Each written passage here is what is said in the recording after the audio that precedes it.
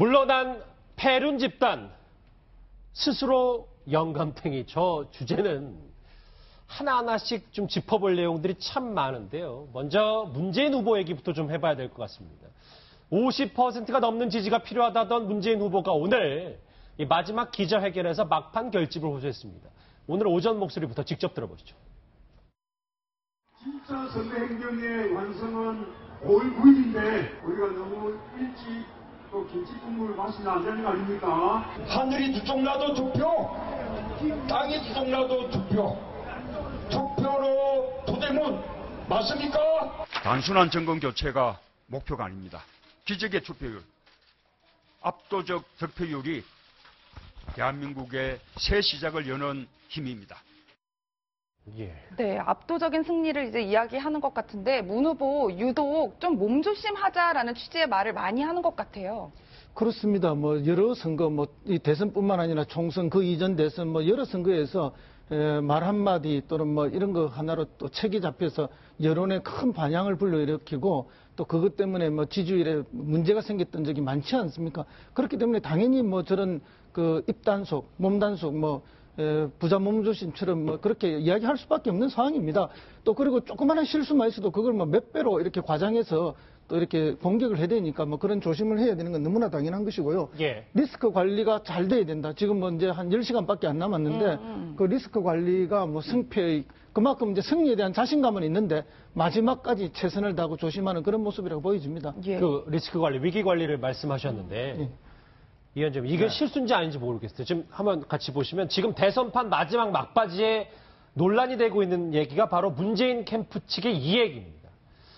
자, 이 얘기가 아니고 다음 거 한번 같이 보실까요? 이거는 이제 아까 문재인 후보 쪽의 얘기고 패륜 후보의 갑질. 그러니까 저 PK 패륜 집단 결집 저 발언이 좀 크게 논란이 되고 있어요. 이현정 의원님 어떻게 보십니까? 이 문용식 단장이 원래 이제 문재인 후보 측의 이제 인터넷 이쪽을 이제 주로 담당을 했었어요. 그렇죠. 예전에 나우콤 이쪽으로 이제 하셨는데 아마 이분이 이제 인터넷 쪽 굉장히 그 어떤 문재인 후보가 그동안 상당히 지지를 받는데 역할을 많이 했습니다. 예. 인터넷 대의원들이라든지 모바일 선거라든지 이런 쪽에 이제 문용식 단장이 그런 역할을 많이 했는데 이분이 이제 지금 페이스북에다 글을 올렸는데 지금 이제 부산 경남 쪽에서 아무래도 이제 홍준표 후보의 바람이 일고 있다. 이런 것들을 이제 의식해서 패륜 집단이 이제 뭉치고 있다. 이런 쪽으로 이제 이야기를 했어요. 예. 그러니까 결국 이제 그 PK에 있는 그 어떤 지지하는 후보들, 즉 홍준표 후보를 지지하는 보수층들을 패륜 집단이라고 이야기를 한 것이죠. 그러니까 이게 이제 논란이 되니까 이제 이거 급히 이제 글을 내렸습니다. 저 화면에 보이는 저분이 문용식 전 단장인 문용식 거죠? 전 단장인데 이분이 이제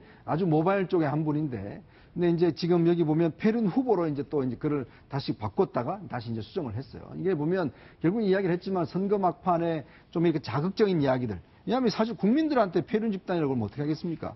후보는 지금 하긴 모르겠지만 이제 그런 식의 지금 실수가 이제 하니까 이거 이제 홍준표 후보 측에서는 이제 바로 이걸 잡아서 지금 집중 공격하면서 특히 이제 지금 부산 경남 쪽에 홍준표 후보가 지금 집중적인 공략을 하고 있거든요. 예. 그게 아주 호재로 지금 사용하고 있는 상황입니다. 그러니까 수정 전에는 이제 문재인 후보 측에서 패륜 집단을 이제 시민으로 지칭하는 것처럼 일컬어지자 이제 그걸 홍준표 후보 측에만 한 거라고 이제 바꾼 건데요. 이 문재인 후보 캠프 측은 이 얘기 즉각 진화에 나섰습니다. 목소리 들어보시죠. 오늘이 어버이날입니다만 26년 동안 자기 결혼을 반대했다고 장인어른을 영감탱이라고 그러고 용돈도 안 주고 만나지도 오지도 못하겠다 이런 것이 패륜적 행위가 아니냐 이것을 지적한 건데 그 문맥에 약간 오해 소지가 있어 바로 시정을 했습니다. 그러나 또 이게 논란이 되니까 본인이 부담 안 주겠다고 이제 사임을 했습니다. 네, 사실 문용식 전 당장은 예. 그동안 발언으로 좀 구설에 오르는 경우도 있었잖아요. 그렇죠. 그러니까 가짜뉴스 한 놈만 패겠다 이런 얘기도 했었고요. 가짜뉴스 대책 단장입니다. 근데 왜 사임까지 했느냐, 사퇴까지 했느냐 이거 봤을 때는 선거 운동 기간이 얼마 안 남았어요. 10시간 남았거든요. 어쩌면 지금부터. 만약 이걸 갖고 옳고 그르다, 문맥이 어떻다 이렇게 논의하기에는 시간이 너무 적다라는 겁니다. 일주일이나 2주 정도 남았다 그러면 사퇴할 필요는 없죠. 그리고 특히 던진 곳이 PK 지역이거든요. 그렇기 때문에 아마 민주당 입장에서는 본인이 아마 제안을 했을 것 같아요. 이걸 갖고 논란이 안 되게 본인 자체가 사임을 해버리는 방식을 택한 걸로 지금 보입니다. 취지가 아니었다, 곧바로 해명도 하고 사임도 했지만, 저 이종우 실장님, 네네. PK 패륜 집단이 결집, 이 발언은 분명 잘못된 거긴 한 겁니까? 아, 그렇죠. 지금 이 하나의 사안만 놓고 볼 게 아니라 뭐가 문제냐면 그 전에 또 비슷한 어떤 사건이 있었어요. 뭐죠? 그 안철수 후보가 결집이 될 때, 안철수 후보의 지지율이 막 오를 때 적폐가 연대하고 적폐라고 표현하면서 그 적폐를 청산해야 된다. 이렇게 표현하지 않았습니까? 그때도 말이 많았죠. 국민들을 어떻게 적폐라고 보느냐. 안철수 후보를 지지하면 그게 적폐냐. 그런데 맥락이 똑같아져 버렸어요. 그러니까 이번에는 홍준표 후보를 지지하는 세력에 대해서 패륜 집단이다. 이렇게 지금 연상이 되게 만들었거든요. 각각 따로따로 해명은 가능합니다만 이것들이 이렇게 중첩돼 버리면 문재인 후보가 아닌 다른 후보들을 지지하는 세력들에 대해서 이렇게 비난하는 모양새가 돼 버리거든요. 그렇기 때문에 재빨리 지금 어쨌든 그 말한 사람을 이렇게 사퇴시키고 수습을 하고 있지만 그러나 사실 부적절했다는 건 맞는 얘기죠. 부적절했다. 가만히 있지 않았습니다. 홍준표 후보는 즉각 반격에 나섰는데 목소리 들어보시죠. 패륜 집단이라고 그래 욕을 했어요. 왜 패륜 집단이냐? 저거 자기들 지지하다가 홍준표 지지한다고 이런 패륜 집단이라고 그래 욕을 했어요. 우리 영남 사람들이 패륜 집단 욕을 얻어먹으면 안 되죠? 아주 못된 놈이죠? 네, 홍 후보가 이제 적극적으로 얘기를 하고 있는데 사실 내일이 투표잖아요. 영향을 미칠까요? 아니, 홍 후보는 무슨 말을 해도 되게 좀 이렇게 국민들이 봐주고 똑같은 말을 해도 다른 사람이 하면은 또 특히 야당에서 이렇게 벌컥해요. 왜냐하면 아까 방금 말씀한 한 놈만 팬다는 말을 홍 후보도 이야기를 했어요. 그 문 후보를 직접 지칭해서 했던 말이고 그 다음에 또 한 놈만 팬다는 말을 문용식 거짓 뉴스 단장이, 가짜뉴스 단장이 가짜뉴스를 올리는 사람을 대상으로 해서 그 말을 했어요. 그때 이 말을 했어도 문용식 단장이 몰매를 맞았어요. 근데 이제 오늘 이것도 마찬가지고. 그래서 이제 똑같은 언어를 써도 누구한테는 더 가혹하고 누구한테는 덜 가혹한 이런 느낌은 좀 있는데 그럼에도 불구하고 맨 처음에 올렸던 표현은 제가 봐도 적절한 표현은 아니다. 그래서 본인도 빨리 바꿨죠. 본캠에서 잘못했다 그 얘기입니다. 패륜 후보로 바꿨습니다. 그래서 원래 자기 지지도 패륜 후보로 한 게 맞죠. 맞는데 자기가 표현을 잘못한 거고요. 사실은 뭐 홍준표 후보가 경남지사로 있으면서 아이들 급식을 걷어차고 아이들 밥그릇도 빼뜨렸고 또 여성을 돼지 흥분제를 사용해서 강간미수를 하려 했던 거 그것도 자서전에 자랑스럽게 쓰고 떠버리고 있는 상황이고 그 다음에 여성들을 비하해서 설거지는 하늘이 정해줘서 여자가 해야 된다는 거든지 그 다음에 또 장인어른을 영감탱이라고 한다든지 예. 저 오늘의 어버이날 아닙니까? 이런 홍준표 지사 후보의 일관된 언어 습관이나 언어 행동을 보면은 정말 패륜적인 사고방식이 들어있는 건 맞죠. 그리고 실제로 패륜 후보라 말해도 뭐 크게 지나침이 없을 정도입니다. 그러나 그 후보의 캠프에 있는 특정인이 직위를 가진 분이 그렇게 이야기하는 거는 선거 막바지에 적절하지는 않다고 생각합니다. 그렇지만 뭐 이거 전체가 지금 크게 영향을 미칠 상황은 아니지 않느냐 이렇게 봅니다. 아, 이거는 뭐 패륜 발언은 크게 영향을 미칠 거지. 실제 홍 후보 그런 언행이 너무나 많기 때문에. 예. 그렇게 판단하시는군요. 홍준표 후보가 이제 지금 패륜 집단 발언에 대해서 논란이 되고 사실 그 전에 이게 파생된 게 바로 장인어른을 영감탱이라고 부른 저 발언 때문에 이게 일맥상통하는 건데 오늘 저렇게 해명했어요. 여기 경상도 출신 분들이 한 3분이나 계시는데 진짜 홍준표 후보 말처럼 경상도에서는 장인어른을 친근하게 영감탱이라 이렇게 부릅니까? 어떻게 친근하게 세상에 아니 경상도가 아니더라도 어떻게 저 말을 친근하게 부릅니까? 사실 자기 장인이나 자기 아버님을 두고 저렇게 어떻게 두고 합니까? 뭐 경상도 사람들은 예의가 없습니까? 저는 이 말을 보고 참 깜짝 놀랐어요. 저도 지금 한 50년 동안 지금 경상도 출신이고 살았는데 이런 이야기는 처음 들어보는 것 같아요. 아니 어떻게 자기 장인과 자기 부모님한테 이렇게 뒤에 영감 붙어서 이렇게 하는 건 물론 친구들 간에 좀 자기 아버지를 욕하고 이렇게 할 때는 이런 식으로 비속어로 씁니다만은 어떻게 그분들 앞에서 이런 말을 쓸 수가 있겠어요? 이건 말이 안 되는 이야기죠. 결국 이제 본인의 말 자체를 합리화하기 위해서는 사실은 이제 그 홍준표 후보가 그 장인하고 사이가 그렇게 안 좋았습니다. 왜냐하면 처음부터 결혼을 반대를 했고 그래서 이제 결국은 다시는 보지 않겠다고 이야기를 하면서 결국 용돈도 주지 않았고 이제 그렇게 이제 생활해왔던 본인 스스로가 이제 고백을 했어요. 그러면서 이제 자기는 영감탱이라는 말을 친근하게 경상도에서 부르는 말 이렇게 이야기했는데 저거야말로 사실 왜곡이고 솔직히 그 경상도 출신한테 욕보이는 이야기입니다. 사실은 장인어른을 깔보고 욕보이는 오만한 태도죠. 경상도에서 장인어른한테 이렇게 쓰는 법이 없습니다. 그리고 최근에는 이제 경상도도 아내의 그 부모님들을 다 아버님, 어머님으로 부르는 걸로 세태가 다 바뀌어가고 있지 않습니까? 도대체 가지고는 뭐 있을 수 없는 일이고 정말 아이들의 교육에 있을 수 없는 이야기를 대선 후보가 하고 있으니 이건 정말 본인도 좀 저 반성하고 해명이 궤변이라는 말씀이시죠. 그렇죠. 바꿔야 될 태도죠. 예, 뭐 어쨌든 이종건 실장님 지금 네. 이제 폐륜 논란이 점점 심해지면서 홍 후보는 PK 지역에서 이 부분을 적극적으로 이제 주장을 하고 있단 말이에요. 네. 뭐 이쯤 되면 PK의 보수 민심들을 좀 결집시키는 효과가 있다라고 저희가 봐야 될까요? 예, 이제 한 가지씩 또 제가 또 드리면 이겁니다. 그러니까 이제 홍준표 후보가 또 해명이 뭐가 있냐면 이겁니다. 내가 장인 장모를 직접 모셨다. 그리고 그분들을 마지막 순간까지 그 얘기도 임종에 있었어요. 지켰다. 이렇게 또 해명을 하고 있고요. 두 번째는 사실 이 내용 있잖아요. 문용식 그 단장이 했던 내용을 보면 지금 그것만 지금 굉장히 좀 부각이 돼서 그렇지 전체 내용은 부산 지역에서 지금 너무 이 홍준표 후보로의 결집이 굉장히 커지고 있다. 이게 무서울 내용이거든요. 정도란 얘기죠. 무서울 정도로 커지고 있다. 물론 이것이 사실 좀 엄살을 부리면서 내부 결속용일 수도 있지만 그러나 전체적인 톤은 내부 결속용이라고 하기에는 사실 굉장히 좀 절박한 톤이거든요. 실제로 지금 현재 분위기가 TK나 PK에서 일부에서는 홍준표 후보로의 결집이 좀 굉장히 두드러진다. 그러니까 민주당 내부에서도 그런 시각이 분명히 존재하는 것 같고요. 그런 상황 속에서 사실 홍준표 후보로서는 아까도 화를 내는 모습이 아니었어요. 아까 이 생캐에서 보시면 굉장히 여유 있게 말씀을 하시잖아요. 우리더러 폐륜 집단이라고 합니다. 하면서 굉장히 여유 있다는 건 그만큼 이게 굉장히 좋은 호재다. 그리고 이 부산에서의 어떤 민주당에서 걱정하는 만큼의 그런 결집을 이번 기회에 한 번에 역전을 시켜보겠다 하는 어떤 생각이 충분히 있겠죠. 그러니까 이종우 시장의 폐륜 논란이 홍준표 후보에게 유리할 것이고 허 교수님은 그렇지 않다고 보셨는데 그럼 이현주 의원님은 이걸 어떻게 보십니까? 아니, 그러니까 물론 뭐 선거에서 저렇게 이용할 수는 있지만 우리가 뭐 아무리 선거 이용한다 하더라도 이런 말 자체를 쓰고 한다는 것 자체가 기본적으로 이건 말이 안 되는 거 아니겠습니까?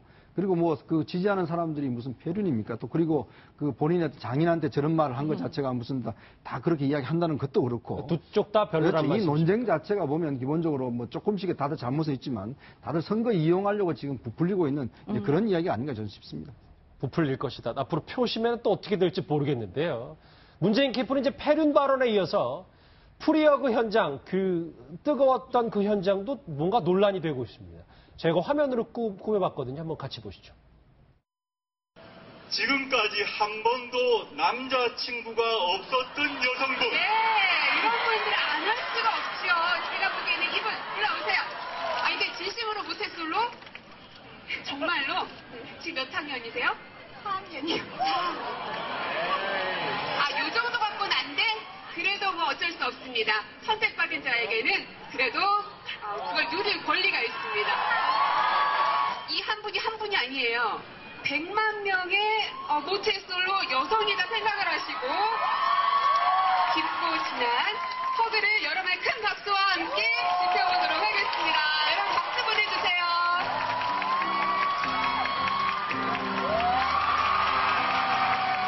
예. 네, 뭐 깊고 진하게 안 하라 뭐 이런 이야기가 지금 논란이 되고 있는 것 같은데 뭐 일각에서는 너무 무리한 얘기였다라는 반응과 함께 또 일각에서는 행사장에서 좀 분위기를 띄우기 위해 한 말일 수도 있다 뭐 이런 평가들이 엇갈려요. 두 개 다죠. 맥락을 보면 뭐 충분히 이해할 수 있습니다. 행사장에서 뭐 싱숭생숭하게 불러가지고 그냥 하라 하긴 뭐 하니까 조국 교수라든지 고민정 아나운서가 조금 이렇게 재밌게 하는 차원에서 했던 발언이긴 한데요.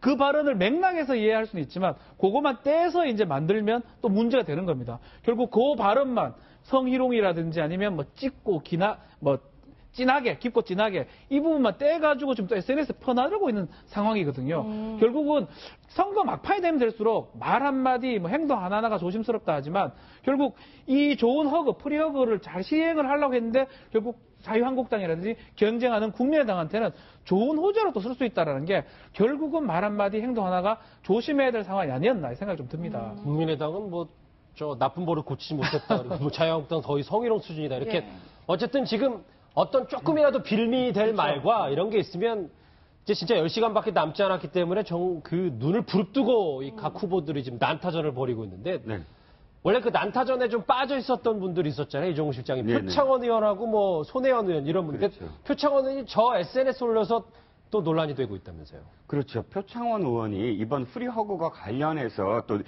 국민의당이나 혹은 자유한국당이 논란을 빚자 또 이렇게 얘기합니다.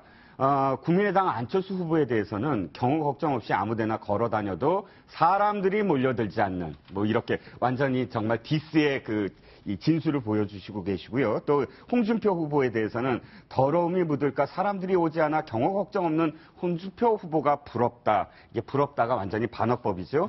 자, 그런데 저는 이 기절을 들으면서 노무현 전 대통령의 5년 전, 지난번 대선 때 후보였을 때 마지막 텔레비전 방송 광고가 떠오릅니다. 그때 당시에 노무현 후보가 그 투표일 바로 전날 한 TV 광고였는데요. 멘트가 이겁니다. 지금까지 고생하신 권영길 후보 정말 고생하셨습니다. 이해창 후보 고생 많으셨습니다. 내일은 누가 대통령이 되든 간에 새로운 대한민국이 열립니다. 이런 표현을 했어요. 그게 굉장히 감동스러웠거든요. 뭐냐면 그렇게 싸우더라도 어찌됐든 함께한 후보들에 대해서 최소한 지키고자 하는 이 품격, 그것이 노무현 후보한테는 정말 있었다는 것이죠. 그런데 지금 이게 사실 뭡니까? 어찌됐든 자기 후보가 열심히 하겠다고 저렇게 이렇게 뛰어다니는 사람한테 몰려들지 않는다고 표현한다거나 더러움이 묻지 않을까봐 걱정한다. 이건 좀 품격을 스스로 잃는 그런 발언이 아닐까 싶습니다. 네, 허 교수님 그래서 일각에서는 문재인 후보의 주변 사람들이 오히려 엑스맨 역할을 하고 있다. 뭐 이런 지적들도 있더라고요. 뭐 그런 지적이 전에부터 있었죠. 뭐 이렇게 영입했던 분들 또 뭐 근데 이분들이 이제 원래 좀 튀는 분들 아닙니까? 대중으로부터 늘 뭐 관심을 받아야만 되는 분들이고 그러다 보니까 늘 대중으로부터 주목받기 위한 강한 표현들, 튀는 표현들을 즐겨하시는 분들이다 보니까 이게 전체 선거판을 조금 이렇게 뭐라 그럴까요? 정제되지 않는 곳으로 끌고 가면서 오히려 후보에게 부담을 좀 주는 방법으로 나타나는 것이 아닌가. 본인은 좀 튀고 뭐 많이 알려지고 이럴지는 모르지만은 선거판 전체는 별로 도움은 안 된다 이렇게 봅니다. 실제 이런 거는 뭐 사석에서 술자리에서 이런 이야기를 할 수 있지만 많은 대중이 자기한테 접속하고 있는데 거기에 이런 글을 남기는 것은 상대 후보에 대해서도 뭐 예의는 아니라고 그렇게 봅니다. 저희 주제가 지금 이 패륜 집단 얘기 물러났죠. 일단 물러났고 영감탱이에 대해서 스스로 이렇게 좀 궤변 비슷한 해명을 했던 두 문재인 홍준표 후보를 얘기해봤는데 문재인 후보 측에서 아마 이런 의혹을 홍준표 후보에게 의혹 제기한 건 아마 처음인 것 같은데 아들 그렇죠. 취업권을 또 얘기를 했어요. 윤관석 더불어민주당 공보단장입니다. 공보단장이 문제 제기를 했는데 홍준표 후보 아들 두 사람인데 둘 다 취업 관련해서 특혜가 있다 의혹을 제기했습니다. 특히 장남 같은 경우는 삼성전자에 입사를 했는데 그 당시에 홍준표 후보가 대표로서 이건희 사면 요청을 했다라는 그 측면이 있고요. 또 차남 같은 경우는 현대차에 입사를 했는데 2009년에 현대차 신차가 발매될 때 축사를 했으니까 관련이 되지 잠시만요. 2009년 현대차 퇴사잖아요. 현대차 잘못했어요. 예, 말씀하십시오. 예. 그래서 축사를 했다라는 그 의문이 지금 제기되는 그런 상황입니다. 네, 그래서 이현정 의원님 네. 사실 홍준표 후보가 이에 대해서 가만히 있을 리가 없잖아요. 그래서 SNS에 이런 글을 올렸더라고요. 문재인 후보 뭐 자기 아들은 몰래 숨겨놓고 왜 멀쩡한 남의 아들을 건드리냐. 문재인 후보 아들 황제 취업이나 해명을 해라. 뭐 이런 취재 얘기를 했는데 어떻게 해석을 해야 될까요? 그런데 지금 저는 문재인 후보 측에서 만약에 이 문제를 제기를 했다면 이미 진작에 좀 제기를 해서 좀 검증을 거쳐야 되지 않을까라는 생각이 드는데 지금 이제 이 막판에 지금 제기를 해서 이건 뭐 검증할 방법도 없어요. 왜냐하면 이거 뭐 선거 막판에 이렇게 해놔놓으면 그럴싸하게 이제 이야기를 좀 퍼나는 것이거든요. 물론 문준용 씨에 대해서도 그동안 이제 여러 차례 문제가 제기됐지만 아직 뭐 깔끔하게 해소되는 것도 아니고 그런 측면에서 본다면 일단 지금 저는 이 문재인 후보 측에서 일단 홍준표 후보의 아들의 취업 문제를 만약 제기를 했다면 뭔가 근거가 있을 거 아닙니까? 예를 들어서 당연히 무슨 뭐 예를 들어서 막연하게 삼성전자 입사할 때 사면 요청했다 뭐 이런 추측만 아니라 예를 들어서 무슨 뭐 입사했을 때 뭔가 그 사람한테 뭔가 요구를 했다든지 이런 게 있을 거 아닙니까? 자, 이런 정도의 의혹을 제기하려면 그 정도는 돼야죠. 그렇지 않으면 가짜 뉴스죠, 사실은. 그러니까 그만큼 본인들도 이런 문제에 대해서 당했으면서 자꾸 이렇게 또 하는 것 자체는 선거 막판에 더군다나 검증의 시간이 없는 상황에서 이런 문제를 제기하는 건 제가 볼 때는 공정하지 못한 이야기라고 저는 생각이 듭니다. 저거야말로 네거티브란 그렇죠. 말씀이십니다. 홍준표 후보, 문재인 후보, 뭐 이따 다른 후보들 얘기도 하겠지만 이제 많이 뜨거워졌는데요. 홍준표 후보가 보수층 결집에 사활을 걸고 있는데 지역주의 논란이 될 만한 말을 또 했습니다. 그 목소리 들어보시죠. 호남에서 사전투표 열심히 한 거는 우리한테는 아주 좋은 일입니다. 안철수하고 둘이서 거기 피 터지게 싸우고 있어요. 반반씩 나눠먹고 있어요. 거기에서 한 30%가량 사전투표를 했죠. 그러면 우리 이제 영남 사람들이 이제 5월 9일 날 분발합니다. 야, 이러다가 뺏기겠다. 확 이제 달려들거든요. 그리고 영남 사람들은 이제 저한테 확 몰려들면 내가 이제 청와대 가는 겁니다. 물론 구호야 감명할 수 있습니다만 저거 지역주의 조장을 이제 대놓고 하는 거 아니냐 이런 지적이 있어서요. 그렇습니다. 이번 대선 초기에는 어쨌든 간에 지역주의라든지 그다음에 이념팔이라든지 이런 전통적인 그 선거 구도에서 벗어나서 오히려 세대 대결이라든지 정책 대결을 통해서 우리 선거가 좀 바람직하게 바뀌고 있는 것이 아닌가 이런 지적이 많았습니다.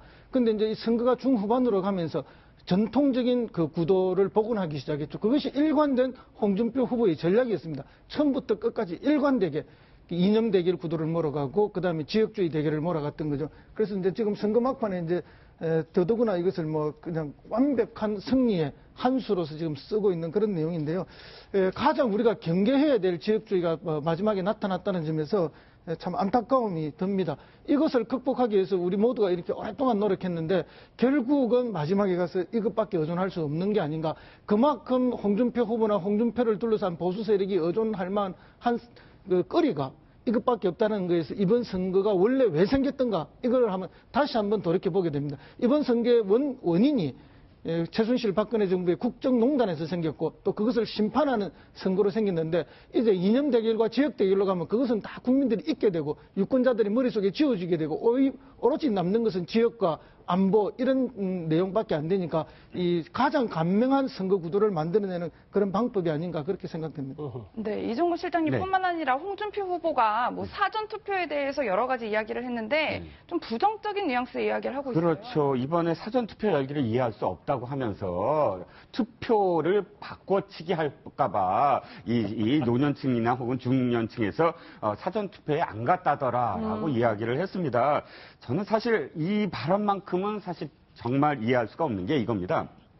자, 우리나라 선관위는 우리나라 사람들만 사실 부정을 하지 전 세계에서 특히나 제3세계에서 배우러 오고 또 우리나라 그 선관위 시스템 있지 않습니까? 그것과 관련해서 굉장히 많이 이제 그러니까 그 선진화되어 있다. 이런 어떤 평을 받고 있습니다. 그런데 지금까지 투표 부정, 뭐 개표 부정하면서 지금까지도 5년 전에 어떤 그런 선거를 못 믿는 그런 시민단체도 있고요. 이 부분은 대개 진보 그룹이나 진보적인 어떤 시민단체에서 늘 되풀이되면서 시비거리를 낳았는데 보수마저도 선관위의 뭐 선거를 뭐 믿을 수 없다거나 투표를 믿을 수 없다거나 이렇게 해버리면 아니 보수는 사실은 그렇잖아요. 국가의 시스템을 믿고 국가의 시스템을 지키고자 하는 사람들의 어떤 그런 가치관이 보수 아닙니까? 그러니까 아무리 그렇다고 해도 헌재를 부정하고 선관위를 부정하고 법치를 부정하고 검찰을 부정하고 경찰을 부정한다면 그건 보수의 가치가 저는 아니라고 봐요. 아무리 몰린다고 하더라도 지킬 건 지켜야 저는 보수라고 생각합니다. 근데 이현정 의원님, 이게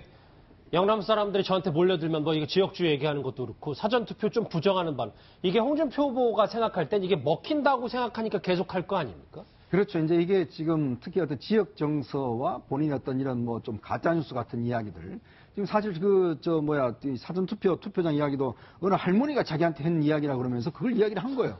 그 세상에 그런 게 어디 있습니까? 아무도 후보가 유세 때 이야기를 한 것 자체는 보면 그래도 공식적으로 이야기고 하는데 한 할머니가 자기한테 그런 이야기 했기 때문에 그런 이야기다라고 이제 하는 것 자체가 보면 결국은 가짜뉴스 아닙니까? 다 퍼뜨리겠다는 이야기 아니겠어요? 지금 투표함들이 전부 다 CCTV로 감시가 되고 있고 선관위 측에서 지금 24시간 참 더 감시를 하고 있는데 세상에 이제 그런 이야기를 퍼뜨린다는 것은 결국에 이제 이게 어떤 면에서 보면 마지막에 지금 의존할 것은 결국 지역 정서와 이제 보수 민심이다. 보수표 결집에. 그렇죠. 뭐 그런 것들을 이용해서 이제 본인이 끝까지 이제 저런 식으로 이제 이야기를 하는 것인데 좀 냉정하게 생각해야 될 것 같아요. 왜냐하면 우리가 뭐 선거 이번은 끝나고 뭐 다음에 선거 안 치를 겁니까?